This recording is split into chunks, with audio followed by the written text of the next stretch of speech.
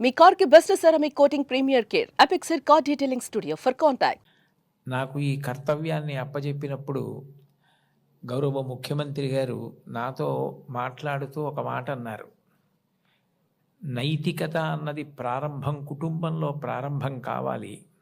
తల్లి మాట వినడం, తండ్రి మాట వినడం, అన్నదమ్ముల్ని ప్రేమించడం ప్రారంభమైతే సమాజాన్నంతటినీ ప్రేమించడం తనంత తానుగా అలవాటవుతుంది.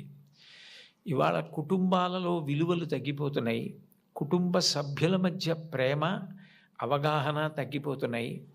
కాబట్టి మీరు విద్యార్థులను ఉద్దేశించి ప్రసంగాలు చేసిన, ఆధ్యాత్మిక ప్రవచనాలు చేసిన, ఈ విషయాన్ని దృష్టిలో పెట్టుకుని కుటుంబ విలువలు పెరగడానికి దోహదపడేటట్టుగా మీ ప్రసంగాలు చేయవలసింది అని కోరారు. ఇది మొట్టమొదటిసారి ప్రభుత్వ పక్షాన జరుగుతున్నటువంటి విద్యార్థుల సమ్మేళనం కాబట్టి నాకు ఎవరు ఈ కర్తవ్యాన్ని అప్పచెప్పారో వారు నాకు చేసిన సూచనని నేను ఔదలదాల్చవలసి ఉంటుంది. కాబట్టి వారు చేసిన సూచనతోటే నా ప్రసంగాన్ని ప్రారంభం చెయ్యాలి అని నేను అనుకున్నాను. కుటుంబం అనేది భగవంతుడు మనకిచ్చిన గొప్ప వరం. తల్లి కడుపున పుడతాం. నిజానికి ఈ తల్లి కడుపున పుట్టాలి అని ఎవరు నిర్ణయించుకోరు. అమ్మ కడుపులో కటిక చీకట్లో తల కిందకి కాళ్ళు పైకి పెట్టి 9 నెలలు పెరిగిన తరువాత తాను విసర్జించిన మలమూత్రములలో ఉంచి పుట్టినటువంటి క్రిమికీటకములే కోమలమైన తన శరీరాన్ని కొరుకుతుంటే బాధపడలేక చిట్ట చివరికి ప్రసవమై తల్లి కడుపులోంచి బయటికి వచ్చినటువంటి శిశువు ఒక్కసారి 6 అడుగుల ఎత్తు ఉన్నటువంటి పెద్ద పెద్ద ఆకారాలు, దీపాలు, కాంతి, దానికి తోడు మాటలు ఇవన్నీ వినపడి శరీరావయవములు పనిచేయడం ఆగిపోయి మూత్రపిండాలు, గుండె మొదలైనటువంటివి కూడా ఆగిపోయే పరిస్థితి ఏర్పడితే అప్పుడు అమ్మ తొలి దైవమై ఆమె యొక్క స్థలము నుండి కోలోస్ట్రమ్ అనబడేటటువంటి పసుపు పచ్చటి ఎరుపు రంగులో ఉన్న ముద్ద, ఒక ద్రవం విడుదలవుతుంది. అది భగవంతుడు పెట్టినటువంటి ఒక గొప్ప వ్యవస్థ. ఏమీ తెలియనటువంటి పసిపిల్లవాడు అంత భయానక స్థితిలో అటువంటి ఆకారాలు, వెలుతురు చూసి భీతిల్లిపోతే లోపల ఉన్నటువంటి మలం గడ్డ కట్టేసి నల్లగా అయిపోయి, బ్లాక్ స్టూల్ అంటారట దాన్ని, నల్లగా అయిపోయి ఆ మలాన్ని విసర్జించడం చేతకాక హృదయ స్పందన కూడా ఆగిపోయే స్థితి ఏర్పడితే అప్పుడు పిల్లవాడికి గొప్ప స్వాంతన కలిగి కే మొదలైనటువంటి విటమిన్లతో కూడుకుని మళ్ళీ లోపల ఉన్న ప్రధానమైన అవయవాలన్నీ పనిచేసి గడ్డ కట్టినటువంటి మలం బయటికి వెళ్ళిపోయేటట్టుగా చేయగలిగిన శక్తి కలిగిన కోలోస్ట్రమ్ అమ్మ యొక్క స్థనం నుంచి విడుదలవుతోంది. ఈ మాటలు నేను చెప్పట్లేదు. చాలా ప్రఖ్యాతమైనటువంటి ఒక గైనకాలజిస్ట్, ఒక డాక్టర్ గారు, రామాంజనేయులు గారని, వారు ఒక పుస్తకం రాశారు. ఆ పుస్తకం ఇంగ్లీష్లో ఉంది, మాతృదేవో భవ అని. ఆ పుస్తకంలో ఆయన వైద్యశాస్త్రాన్ని స్త్రీకి అన్వయం చేసి అసలు స్త్రీ అన్న ప్రాణి లేకపోతే ఈ సృష్టి లేదు, ఒకవేళ సృష్టి జరిగినా నిలబడే అవకాశం లేదు.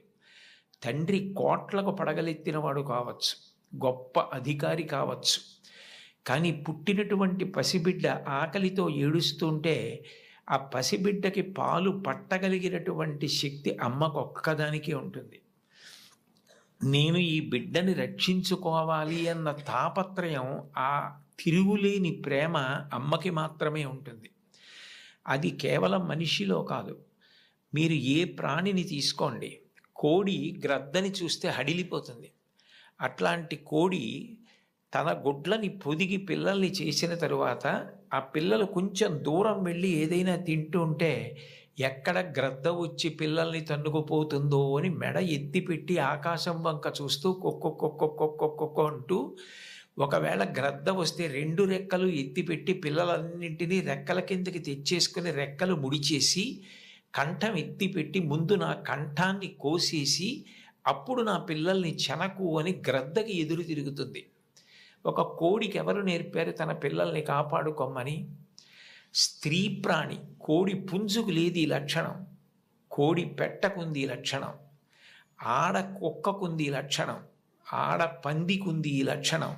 స్త్రీ ప్రాణి ఎక్కడ ఉన్న లోకంలో బిడ్డల్ని కడుపులో పెంచుకోవడం, కడుపుని గర్భాలయం చేయడం, కన్న బిడ్డలకి పాలిచ్చి పెంచి పెద్ద చేయడం, అంత అవ్యాజానురాగంతో స్త్రీ చేసేటటువంటి త్యాగం లేకపోతే ఈ సమాజం లేదు. భగవంతుడి మీద తప్ప అన్యం మీద స్తోత్రం చెయ్యని శంకరాచార్యుల వారు తండ్రి మీద కూడా చెప్పల, అమ్మ మీద మాత్రం 5 శ్లోకాలు చెప్పారు.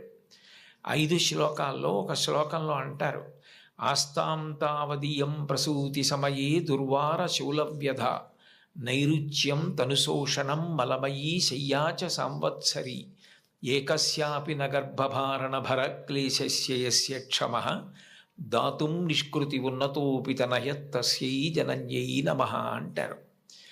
9 నెలలు కడుపు పెద్దదై వికారమును పొంది తాను వంగలేక పని చేసుకోలేక తిందామంటే ఆహారం సహించక ఎంతో కష్టపడి తాను మరణ సదృశమైనటువంటి వేదన పొంది అన్ని నిప్పులు పడి బిడ్డని ప్రసవించి ఆ బిడ్డకి పాలిచ్చి పెంచి పెద్ద చేసి ఏడాది పాటు చలికాలం లేదు, వర్షాకాలం లేదు, మంచంలోనే మలమూత్ర విసర్జన చేస్తే ఆ మలమూత్రములను తుడిచి కడిగి బిడ్డని రక్షించి తాను ఉపవాసాలు చేసి చిట్ట చివరికి అవసరమైతే పిల్లవాడు ఎంత పెద్దవాడైనా వాడికి ఏదైనా కించిత్ అనారోగ్యం కలిగిందంటే భయం వేసినటువంటి మనసుతో నా ఆయుర్దాయం కూడా నువ్వే పోసుకొని బ్రతుకని అనగలిగినటువంటి వ్యక్తి ప్రపంచంలో ఉంటే అది అమ్మ ఒక్కతే. అందుకే అమ్మ లాంటి ప్రాణి లోకంలో లేదు. శాస్త్రాలు కూడా మొట్టమొదటి నమస్కారం ఎవరికి చేయించాయి అంటే మాతృదేవో భవ. మాతృదేవో భవ అంటే భగవంతుడు అమ్మ రూపంలో ఉన్నాడు అని కాదు దాని అర్థం. అమ్మయే భగవంతుడై ఉన్నది. భగవతి అమ్మ, అమ్మ భగవంతుడు 2 కాదు.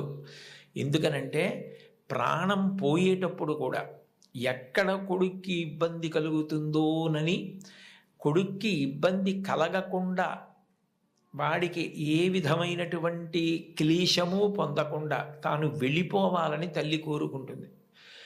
సభలో చెప్పడం నాకు ఇష్టం లేదు, కానీ నేను ఉద్యోగం చేసిన రోజుల్లో నాతో పాటు ఉద్యోగం చేసినటువంటి ఒక వ్యక్తి తల్లి, ఆమెకి గుండె నొప్పి వస్తోందని తెలిసినా కొడుక్కి చెప్తే ఎక్కడ కొడుకు వైద్యానికి తీసుకెడతాడో, ఎక్కడ కొడుక్కి చాలా డబ్బైపోతుందో, ఆడపిల్లలు పెళ్ళికి దిగొచ్చారు, మగపిల్లలు చదువుకుంటున్నారని చెప్పడం మానేసి కొడుకు నిద్రపోవడానికి వెళ్ళిపోతుంటే పిలిచి ఒక్కసారి ఇలా కూర్చొని ఒళ్ళో తలపెట్టుకుంటానని, ఒళ్ళో తలపెట్టుకుని నేను నిద్రపోయిన తర్వాత నువ్వు వెళ్ళి పడుకో అని అంటే ఆవిడ ఉద్దేశ్యం ఏంటంటే ఆవిడ శాశ్వత నిద్రలోకి వెళ్ళిపోతోంది.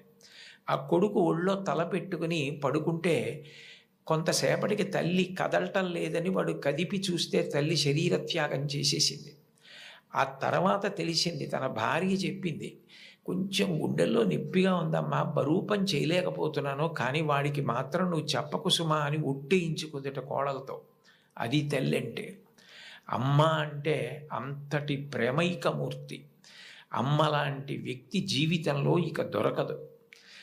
జీవితంలో అన్నిటికన్నా పెద్ద నేరం ఏమిటంటే అమ్మకి చెప్పలేము అన్న పని మనం చేయడమే.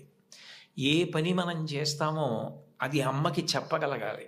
మీరు ఏ పని చెయ్యండి, ఇది అమ్మకి నేను చెప్పలేను అన్న పని మీరు జీవితంలో ఎప్పుడూ చెయ్యకూడదు. భగవంతుడెంతో అమ్మ అంతే. మీరు మహాత్ములైన వారి ఎవరి జీవిత చరిత్ర పరిశీలించండి. అమ్మకి నమస్కారం చెయ్యకుండా, అమ్మ గొప్పతనం చెప్పకుండా లేరు. ఈ రాష్ట్రానికి ముఖ్యమంత్రి చేసినటువంటి ప్రాతస్మరణీయులు టంగుటూరి ప్రకాశం పంతులు గారు తన జీవిత చరిత్రలో వ్రాసుకున్నారు. తాను మిడిల్ స్కూల్లో ప్రవేశించినప్పుడు 3 రూపాయలు జీతం కట్టలేకపోతే 25 మైళ్ళ దూరం నడిచి వెళ్ళి వాళ్ళ బావగారిని అప్పడిగితే ఆయన దగ్గర కూడా డబ్బు లేకపోతే మళ్ళీ 25 మైళ్ళు వెనక్కి తిరిగి వచ్చి, అమ్మ అప్పు దొరకలేదు, బావగారికి దగ్గర కూడా లేవుట, నేను చదువు మానేస్తానంటే అప్పటికి ఆ తల్లికి ఉన్నది ఒకే ఒక్క పట్టు చీర. ఆ పట్టు చీర పట్టుకెళ్ళి ఆ రాత్రికి రాత్రి తాకట్టు పెట్టి ఆవిడ ఆ డబ్బు పట్టుకొచ్చి చదివిస్తే ప్రకాశం పంతులు గారు బ్యారిస్టర్ అయ్యి రాష్ట్రానికి ముఖ్యమంత్రి అయ్యారు. ఆయన తన జీవిత చరిత్రలో అమ్మ గురించి అంత గొప్పగా వ్రాసుకున్నారు. ఏపీజే అబ్దుల్ కలాం గారు, ఆయన పేరు చెప్తే పిల్లలు పరవశించిపోతారు. కాకినాడలో ఒకసారి నేను గోశాలకు వెడుతుంటే సాయంకాలం వేళ పిల్లలు స్వచ్ఛందంగా, అదేం ఎవ్వరూ నిర్వహించింది కాదు, వాళ్ళంతట వాళ్ళుగా బయటికి వచ్చి కొవ్వొత్తులు పట్టుకుని ఎడుతున్నారు కొంతమంది. నాకు ఏమిటి ఇక్కడ ఏమీ కనపట్టలేదు, ఇక్కడ ఏమీ నినాదాలు లేవు, నడిపిస్తున్న వాళ్ళు లేరు, పిల్లలు ఎందుకు కొవ్వొత్తులు పట్టుకుని వెళ్తున్నారని నేను వాళ్ళని అడిగాను, ఏమ్మా ఎందుకు ఎడుతున్నారని. మహానుభావుడు అబ్దుల్ కలాం గారు శరీరం విడిచిపెట్టేశారండి, అందుకని కొవ్వొత్తులు పట్టుకుని ఎడుతున్నా ఉన్నారు. నేను ఈ మధ్య కాలంలో ఒక నాయకుడు వెళ్ళిపోతే, ఒక వ్యక్తి మరణిస్తే పిల్లలు స్వచ్ఛందంగా కొవ్వొత్తులు పట్టుకుని వెళ్ళడం చూసింది అబ్దుల్ కలాం గారి విషయంలో చూశాను. అటువంటి అబ్దుల్ కలాం గారు వింగ్స్ ఆఫ్ ఫైర్ అని ఇంచుమించు తన జీవిత చరిత్ర ఆ పుస్తకంలో వ్రాసుకున్నారు. 2వ ప్రపంచ యుద్ధ సమయంలో గోధుమలు రేషన్లో దొరుకుతున్నటువంటి రోజుల్లో అమ్మగారు రొట్టెలు ఒత్తి పిల్లలందరికీ పెడుతుంటే అందరి తలో 4 రొట్టెలు తినాలి. ఆ రోజు రొట్టె కూర బాగుందని కలాం గారు ఇంకో రొట్టె వేయి, ఇంకో రొట్టె వేయి అని తిన్నారు. అప్పటికి చిన్నవారు, చదువుకుంటున్నారు. ఇంకో రొట్టె వెయ్యని తినేస్తే అన్నగారు వచ్చి, నువ్వు రొట్టెలు ఎక్కువ తినేశావు, 2వ ప్రపంచ యుద్ధం జరుగుతోంది, రేషను గోధుమలు దొరకట్లేదు, అమ్మకి రొట్టెలు లేవు, నీకు పెట్టేసింది, అలా తినచ్చా అన్నారు. అమ్మకి తినవలసిన రొట్లు తాను తినేశానన్న న్యూనతాభావంతో కలాం గారు వలవలా ఏడుస్తుంటే తల్లిగారు వచ్చి గట్టిగా కౌగిలించుకొని, నాన్న నువ్వు తింటే నేను తిన్నట్టేరా, నాకు చాలా సంతోషంగా ఉంది అంది మా అమ్మ. అమ్మ ఒకరోజు వస్తుంది, ఆ రోజు ఈ కలాం ఈ శరీరాన్ని విడిచిపెట్టి నీకు నమస్కారం చేయడానికి వస్తాడు. On the day of the final judgement అని రాసుకున్నారు ఆయన. ఆ రోజు నువ్వు ఏ అన్నం కూడా తినడం మానేసి పెట్టి నన్ను పెంచి పెద్ద చేశావో, ఈ శరీరంతో ఈ మేధస్సుతో నేను దేశ సేవ చేసి కృతార్థుడనై ఆ అమ్మ కన్నా కొడుకు అని నీకు కీర్తి తెచ్చి వచ్చి నీ పాదములకు నమస్కరిస్తానని రాసుకున్నారు. అమ్మకి అబ్దుల్ కలాం గారు ఇచ్చినటువంటి గౌరవం అంత గొప్పది. మహాత్ముల జీవితాలు ఎవరివి మీరు